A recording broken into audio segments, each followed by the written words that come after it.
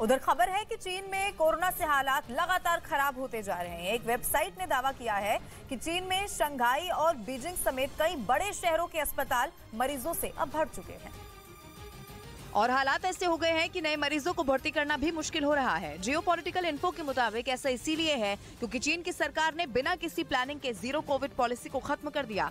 बताया जा रहा है कि इसी वजह से शंघाई और बीजिंग के अलावा कई बड़े शहरों के अस्पताल में मरीज भर गए हैं। दावा किया जा रहा है कि वहाँ कोरोना के मामले और मौत का आंकड़ा तेजी से बढ़ रहा है। असल में चीन ने 1 महीना पहले कोरोना को लेकर लगाए गए प्रतिबंध को खत्म कर दिया था। आरोप है कि चीन की सरकार ने ये फैसला बिना किसी ठोस तैयारी के लिया। खबर है कि इसीलिए वहाँ अब धीरे धीरे हालात बद से बदतर होते जा रहे हैं।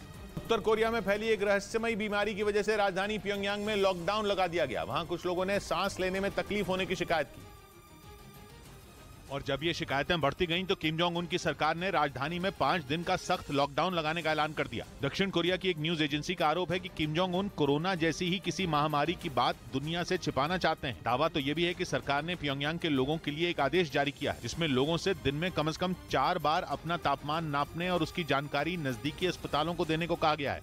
हालांकि इस आदेश में कहीं भी कोरोना का जिक्र नहीं किया गया है, लेकिन इस नई बीमारी के सारे लक्षण कोरोना की तरह ही नजर आते हैं।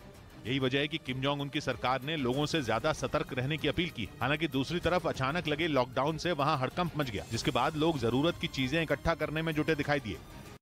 कोरोना के खिलाफ जंग में भारत को एक और हथियार मिल गया। गणतंत्र दिवस पर भारत में बनी दुनिया की पहली नेजल वैक्सीन लॉन्च कर दी गई, जिसकी ड्रॉप बूस्टर डोज की तरह ली जा सकेगी।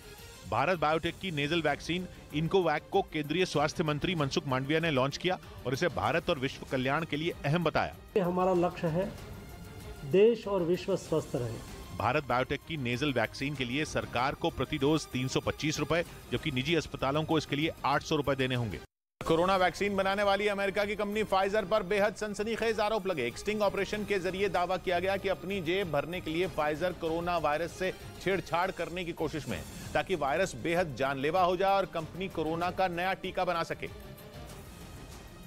और इसका सबूत पेश करने के लिए अमेरिका के प्रोजेक्ट वेरिटास नाम के एक संगठन ने स्टिंग ऑपरेशन जारी कर दिया। स्टिंग ऑपरेशन में एक आदमी फाइजर कंपनी के रोंगटे खड़े कर देने वाले एक कथित प्लान से पर्दा उठाता दिखा। वो ये कहता सुनाई दिया कि फाइजर इस बात पर विचार कर रही है कि जब कोरोना वायरस म्यूटेट हो सकता है तो क्यों न कंपनी खुद ही वायरस को म्यूटेट कर दे और उसकी नई वैक्सीन तैयार करे।